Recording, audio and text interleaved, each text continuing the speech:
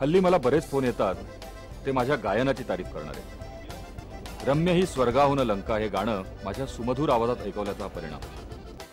एकंदरीत हे गाणं आजच्या तरुण पिढीत आणि श्रीलंका हा देश प्रवाशांमध्ये लोकप्रिय केल्याचं श्रेय मिलिंद गुणाजींना द्यायला हरकत नाही. गमतीचा भाग सोडा. स्वर्ग कसा आहे ते मलाही अजून समजायचंय, पण लंका रम्य आहे आणि सुंदर आहे हे मात्र निश्चित. आपण गाडीच्या खिडकीतून बाहेर बघत असतो आणि असे सुंदर सुंदर लँडस्केप्स आपल्या डोळ्यासमोरून सरकत असतात की काय सांगू.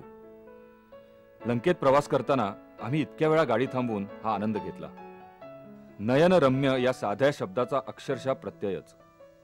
आमच्या विजेंद्र पाटलांनी हे निसर्ग वैभव कॅमेऱ्यात जितकं टिपता येईल तितकं टिपलंय. डंबुलापासूनच आपण हळूहळू डोंगराळ प्रदेशात प्रवेश करतो. कॅन्डी हे डोंगरात वसलेलं गाव. कंद म्हणजे सिंहली भाषेत टेकडी. त्याचं नेहमीप्रमाणे ब्रिटिशांनी केलेलं नामकरण म्हणजे कॅन्डी. गाव म्हणून कॅन्डी सुंदर आहेच, पण आज ते बुद्ध धर्मियांसाठी एक यात्रास्थळ झालेलं आहे.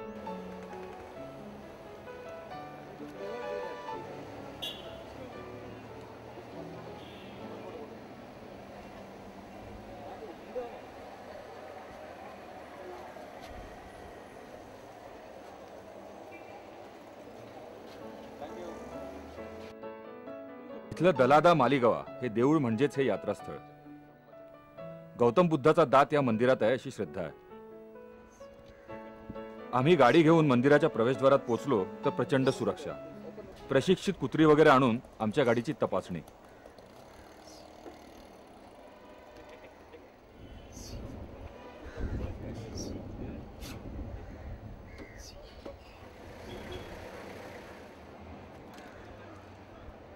आता आपण टेम्पल ऑफ ट्रूथ रिलीजच्या समोर आहोत.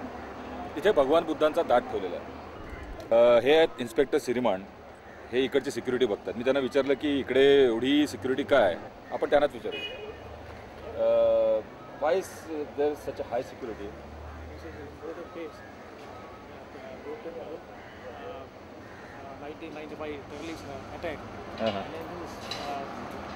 त्यांनी मला सांगितलं की 1996 मध्ये LTTEने इकडे हल्ला केला होता, बॉम्बस्फोट केला होता, त्यात खूप लोक मारले गेले होते. आणि इकडे भगवान बुद्धांचा दाट ठेवल्यामुळे अतिशय महत्त्वाचं ठिकाण आहे जगभरच्या सगळ्या बुद्ध लोकांकरता.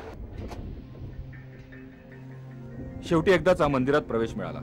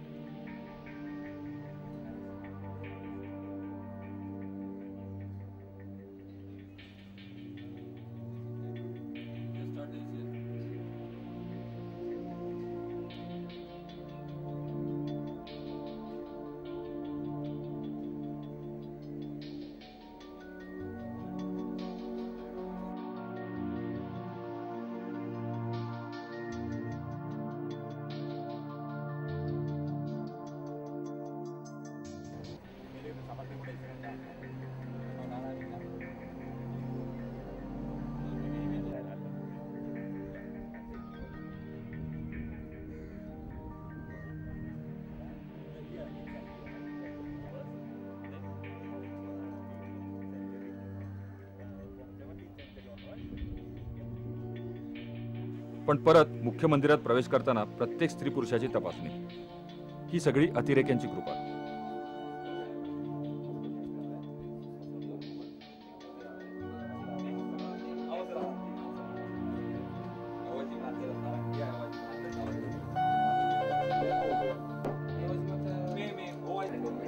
India ना मैं आपको इंडिया एक ने श्रीलंका दो को ने मामा नेशनल गाई.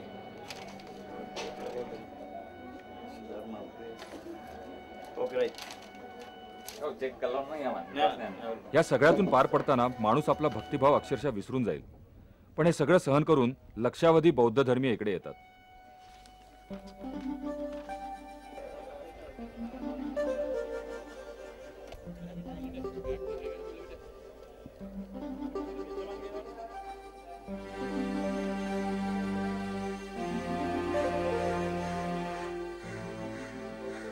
प्रचंड सिक्युरिटी पार करून शेवटी आपण या मंदिराच्या प्रवेशद्वारापाशी आलेलो आहोत. या मंदिराला खूप महत्त्व आहे, कारण इथे बुद्धाच्या दाताचा अंश ठेवलेला आहे. हा बुद्धाच्या दाताचा अंश भारतातून श्रीलंकेतल्या अनुराधापुरम इथे प्रथम आला. नंतर तो अनेक राजांच्या आणि सत्तांच्या ताब्यात येत जात राहिला. ज्याच्या हातात बुद्धाच्या दाताचा अंश त्याच्या हातात सत्ता, असं साधं समीकरण होतं.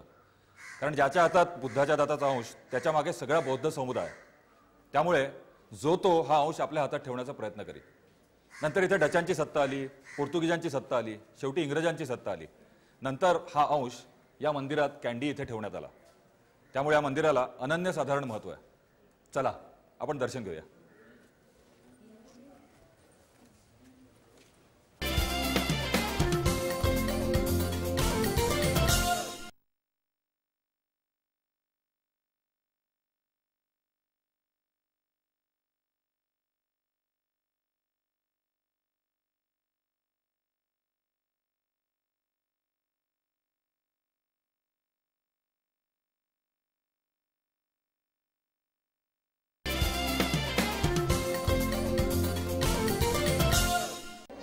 मंदिराचा अंतर्भाग एखाद्या राजवाड्यासारखा आहे. मंदिर जवळपास 500 वर्ष जुनं आहे आणि भगवान बुद्धाचा दात इथे कसा आला ही कथा सुद्धा सुरस आहे.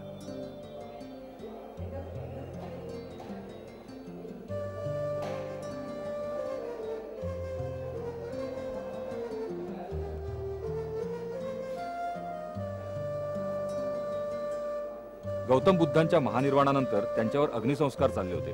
त्यावेळेस त्यांच्या केम नावाच्या शिष्याने त्या चितेतून हा दाताचा अवशेष बाहेर काढला. कलिंग देशाच्या ब्रह्मदत्त राजाने एका सुवर्ण मंदिरात त्याची स्थापना केली. पण नंतरच्या काळात पांडिया राजांकडून हे मंदिर नष्ट करण्याचे प्रयत्न झाले. तेव्हा गुहाशिला नावाच्या राजाने आपला पुत्र सुधांता आणि त्याची पत्नी हेममाला यांच्याकरवी हा अवशेष श्रीलंकेत पाठवला.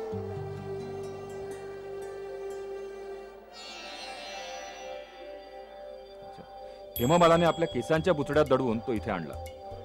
या दोघांची अनेक चित्रे या मंदिरात आहेत.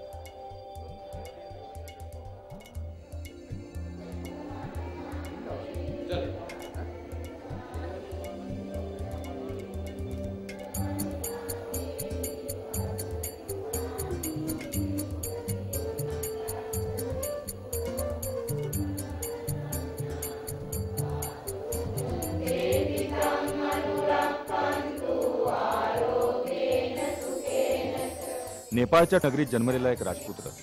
भारतात सम्राट अशोकानं त्याला दिलेलं मानाचं स्थान आणि त्याचं पत्करलेलं शिष्यत्व, ते हजारो मैलांवरच्या श्रीलंकेच्या कँडीमध्ये असलेला त्याचा हा अवशेष.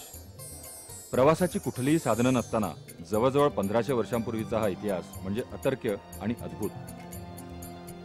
गेली 1700 वर्ष हा अवशेष श्रीलंकेत आहे. आज तो या मंदिरात बंदिस्त आहे. वर्षातून एकदा भक्तांना त्याचं दर्शन घेता येतं. आपल्या पंढरीच्या देवळात वारकऱ्याच्या चेहऱ्यावर जसा भक्तिभाव दिसतो, तोच भाव इथल्या प्रत्येक भक्ताच्या चेहऱ्यावर. देवाला फुलं वाहून 2 क्षण शांत बसावं अशीच ही जागा.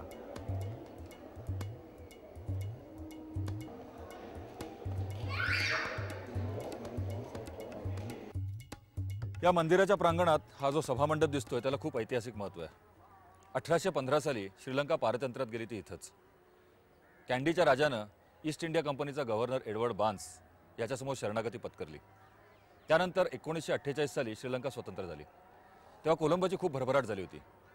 तेव्हा स्वातंत्र्य स्वीकारण्याचा कार्यक्रम कोलंबोत घेण्यात आला आणि तेव्हा श्रीलंकेच्या लोकांनी असाच सभामंडप तिथे सुद्धा बांधला आणि त्या सभामंडपातच स्वातंत्र्य स्वीकारण्याचा कार्यक्रम झाला.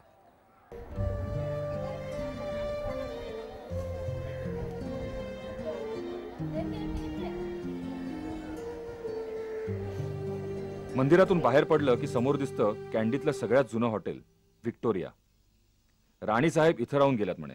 कुठल्या जागेला कशामुळे महत्त्व प्राप्त होईल हे सांगणं कठीण आहे.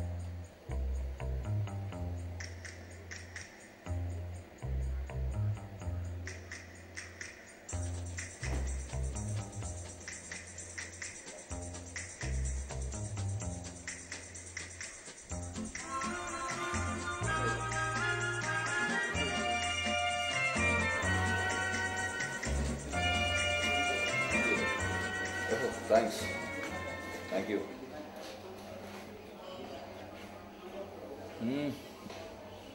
Class.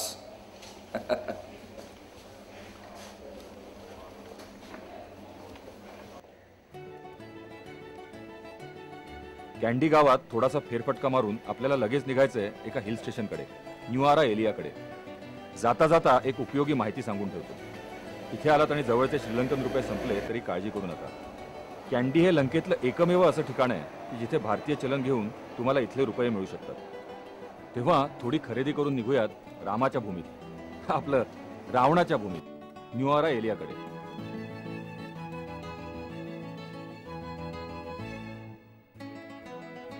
डोंगरातल्या वळणावळणाच्या रस्त्याने गाडी चालली होती. आता हवेत गारवा यायला लागला होता. या प्रवासाचं काय वर्णन करावं. अपूर्व दृश्य, छोटे छोटे धबधबे, ठराविक अंतरावर सुंदर चहा देणारी चिमुकली चहापान गृह आणि सुंदरतेचा अनुभव घेण्यासाठी घराबाहेर पडलेली ही तरुणाई. श्रीलंका चहासाठी प्रसिद्ध आहे हे आपल्याला शाळेत असल्यापासूनच माहिती आहे. इथे नजरेच्या अंतापर्यंत चहाचे मळे, त्यात चहाची पानं खुडणाऱ्या त्या स्त्रिया. न्यूआरा एलिया हा मात्र भारतीयांसाठी म्हणजे आपल्यासाठी अतिमहत्वाचा, कारण रामायणाचा अंतिम प्रसंग याच भूमीत घडला.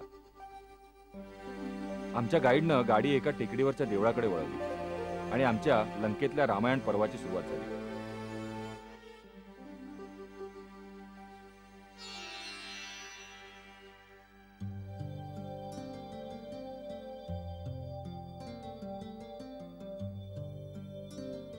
हे आहे महाबली हनुमानाचं देऊळ.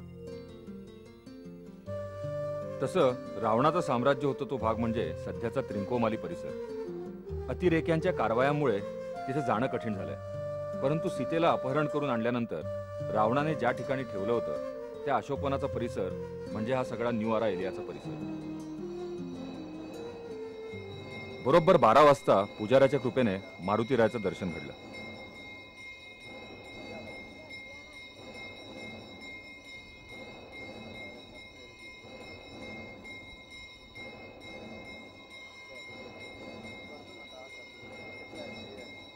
आता आपण रामायण ज्या भूमीत घडलं त्या भूमीत आलोत. या भागाला म्हणतात न्यूआरा एलिया. हे एक थंड हवेचं ठिकाण आहे. रामाने सीतेला निरोप देण्यासाठी जेव्हा हनुमानांना पाठवलं होतं तेव्हा त्यांनी भारतातल्या रामेश्वरून उडी मारली ते श्रीलंकेतल्या जाफना भागातल्या नेल्लोर या ठिकाणी. तिथून हनुमान मजल दरमजल करत अशोकवनाकडे निघाले. तेव्हा ते वाटेत इकडे थांबले. इथे त्यांचा आहार फक्त तुळशीची पानं होतं असं म्हणतात. पण त्यांच्या इकडच्या राहण्याची काही खूण नव्हती.